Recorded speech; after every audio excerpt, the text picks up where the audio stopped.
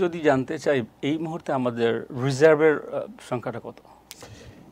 Reserve দুই ভাগে হিসাব করা হয়।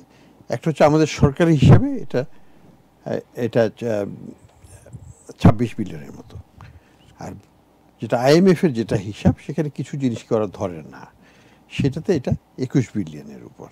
তো কি জিনিস ধরে না, যেমন আমাদের ডলার আমরা ওটা বিদেশেও বিনিয়োগ করতে পারি রিজার্ভ হিসাবে, আবার আমরা ওটা আমাদের আমদানি রপ্তানিকারকদেরকে আমরা লোন হিসাবে দিতে পারি, আমরা সস্তায় তাদেরকে লোন দিতে পারি যে দামে আমরা বিদেশে তো বিনিয়োগ করলে বেশি টাকা পাওয়া যায় না, রিটার্ন খুবই কম, একই দামে তার চাইতে একটু বেশি দিয়েও আমি আমাদের অভ্যন্তরীণ রপ্তানিকারকদের কাছে, তারা তো ডলারেই আমদানি করতেছে, ডলারই রোজগার করছেন, তাদের কাছে দিতে পারি।